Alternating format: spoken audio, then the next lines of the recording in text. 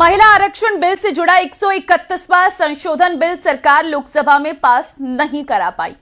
इसमें संसद की 543 सीटों से बढ़ाकर 850 सीटें करने का प्रावधान था। 21 घंटे की चर्चा के बाद इस पर वोटिंग हुई। लोकसभा में 528 सांसदों ने वोट डाले और पक्ष में 298 तो विपक्ष में 230 वोट पड़े। बिल को पास कराने के लिए 2/3 बहुमत की जरूरत थी। 528 का 2/3 यानी कि 352 होता है। इस तरह यह बिल पास 54 वोटों से गिर गया।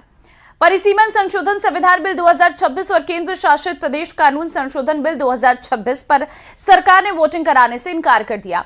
सरकार ने कहा कि ये बिल एक दूसरे से लिंक है, इसलिए वोटिंग की जरूरत नहीं है। तो देखिए, महिला आरक्षण बिल से जुड़ा 131वां संशोधन बिल सरकार लोकसभा में पास नहीं करा पाई। इसमें संसद की 543 सीटों से बढ़ाकर 850 सीटें करने का प्रावधान था। 21 घंटे की चर्चा के बाद इस पर वोटिंग हुई।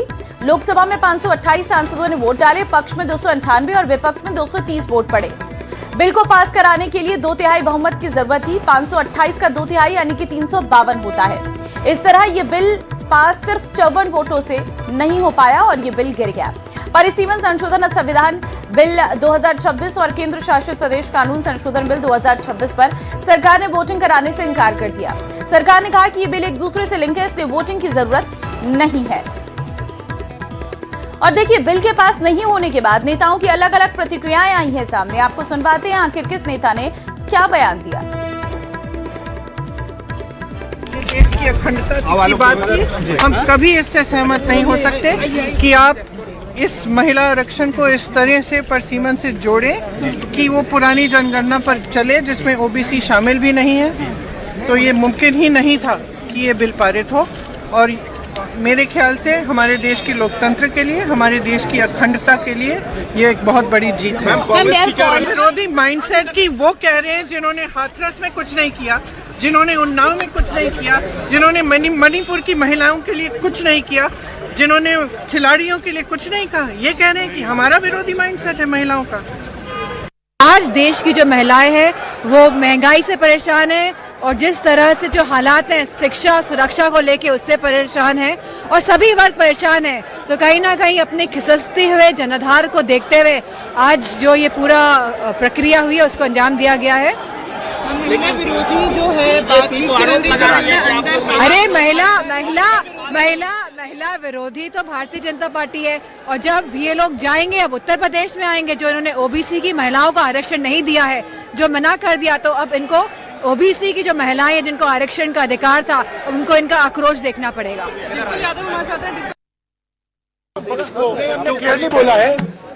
हमने क्लियरली बोला है कि ये महिला बिल नहीं है। ये हिंदुस्तान का राजनीतिक जो स्ट्रक्चर है, इलेक्टोरल स्ट्रक्चर है, उसको बदलने की कोशिश है। ये हमने रोक दिया है। और मैं भी कह रहा हूं, प्रधानमंत्री से कह रहा हूं, अगर आप महिला बिल चाहते हैं 2023 का महिला बिल निकालिए, उसका इम्प्लीमेंटेशन आज से करिए और पूरा का पूरा ऑपोजिशन 100% आपको समर्थन देगा और महिला बिल हम इमीडिएट इम्प्लीमेंटेशन करा देंगे। जो हमारा पक्ष था वो हमने अपना पक्ष बिल्कुल साफ रखा है और लगता तो ये कि फिर गाड़ी थमी रह गई, लगता कोशिश में कुछ कमी रह गई होगी। और हम महिला आरक्षण के पक्ष में हैं। महिलाओं को आरक्षण मिले, उनको सुरक्षा मिले, उनका सम्मान बढ़े, उनको स्थान मिले और लोकतंत्र में जो उनको स्थान मिलना चाहिए उसके पक्ष में है। समाजवादी पार्टी या विपक्ष ने कोई भी महिला आरक्षण को लेकर के विरोध नहीं किया, लेकिन उसके साथ जो महिलाओं का हक अधिकार को हरण करना चाहते थे वो लक्ष्मण रेखा ऐसी खींची विपक्ष ने, उस लक्ष्मण रेखा के बाहर नहीं आ पाए। इसमें विरोध की हथियार डाल रहे हैं। इस देश की महिलाएं आपको माफ नहीं करेंगी। सरकार को 2/3 बहुमत नहीं मिलने के चलते लोकसभा में महिला आरक्षण से जुड़ा संविधान संशोधन बिल गिर गया। 33% महिला आरक्षण के लिए सरकार संविधान संशोधन बिल लेकर आई, जिसे पारित कराने के लिए 2/3 बहुमत जरूरी होता है। ऐसे में बिल पारित कराने के लिए 352 वोट की जरूरत थी, लेकिन बिल के पक्ष में 298 वोट ही पड़े और बिल के विरोध में 230 वोट पड़े। भारत के संविधान का और संशोधन करने वाले विधेयक पर विचार किए जाए।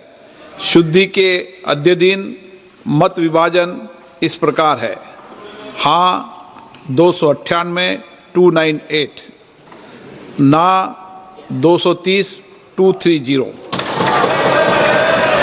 प्रस्ताव संविधान के अनुच्छेद 368 के उपबंधों के अनुसार सभा की कुल सदस्य संख्या के बहुमत द्वारा तथा सभा के उपस्थित और मत देने वाले सदस्यों के कम से कम 2/3 बहुमत द्वारा पारित नहीं हुआ। बिल गिरा तो विपक्षी खेमा झूम उठा। वहीं सरकार की तरफ से विपक्ष पर निशाना साधा गया। ये कहा गया कि विपक्ष ने महिलाओं को उनका अधिकार देने का ऐतिहासिक मौका गंवा दिया है। ये इतना ऐतिहासिक और महत्वपूर्ण बिल पर देश का महिलाओं को अब सम्मान अधिकार देने का जो बिल है, उसको विपक्ष ने साथ नहीं दिया। बहुत खेद की बात है और इस ऐतिहासिक पल को आप अपना एक मौका था, आपने गंवाया है। आदरणीय नरेंद्र मोदी जी के नेतृत्व में महिलाओं को जो सम्मान देने का, अधिकार देने का हमारा अभियान जारी रहेगा। महिला आरक्षण से जुड़ा संविधान संशोधन बिल गिरने को विपक्ष ने अपनी जीत बताया है और इसको हमने हरा दिया है, तो अच्छी बात है। सर, जो सरकार कह रही है कि महिलाओं का विरोध किया, इस बात की आपके ऊपर जो है विपक्ष को क्लियरली बोला है, हमने क्लियरली बोला है कि ये महिला बिल नहीं है। ये हिंदुस्तान का राजनीतिक जो स्ट्रक्चर है, इलेक्टोरल स्ट्रक्चर है, उसको बदलने की कोशिश है। ये हमने रोक दिया है। और मैं अभी कह रहा हूँ, प्रधानमंत्री से कह रहा हूँ, अगर आप महिला बिल चाहते हैं 2023 का महिला बिल निकालिए, उसको उसका इम्प्लीमेंटेशन आज से करिए और पूरा का पूरा ऑपोजिशन 100% आपको समर्थन देगा। हम कभी इससे सहमत नहीं हो सकते कि आप इस महिला आरक्षण को इस तरह से परसीमन से जोड़ें कि वो पुरानी जनगणना पर चले जिसमें ओबीसी शामिल भी नहीं है। तो ये मुमकिन ही नहीं था कि ये बिल पारित हो। और मेरे ख्याल से हमारे देश की लोकतंत्र के लिए, हमारे देश की अखंडता के लिए ये एक बहुत बड़ी जीत है। समाजवादी पार्टी या विपक्ष ने कोई भी महिला आरक्षण को लेकर के विरोध नहीं किया, लेकिन उसके साथ जो महिलाओं का हक अधिकार को हरण करना चाहते थे, वो लक्ष्मण रेखा ऐसी खींची विपक्ष ने, उस लक्ष्मण रेखा के बाहर नहीं आ पाए। उधर एनडीए ने विपक्ष के खिलाफ मोर्चा खोल दिया है। बिल गिरने के बाद संसद परिसर में एनडीए की महिला सांसदों ने जमकर प्रदर्शन किया और जमकर नारेबाजी करते हुए विपक्ष को महिला विरोधी करार दिया। देखिए, बहुत ही शर्मिंदगी भरा जो है ये माहौल है।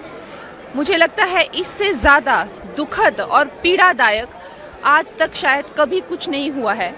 और कांग्रेस पार्टी ने, विपक्ष ने जो है हर हद पार कर दी है अन्याय की, और मैं कहूँगी कि कहीं ना कहीं महिलाओं से घृणा की उन्होंने हर हद पार कर दी है। इस देश की महिला आरक्षण पर रण अब और भीषण हो गया है। संसद से निकलकर अब ये जंग सड़क तक पहुंच गई है। साथ ही एनडीए में बैठकों का दौर भी शुरू हो गया है और सरकार ने साफ कर दिया है कि महिलाओं के हक की लड़ाई जारी रहेगी। Bureau report, news 18।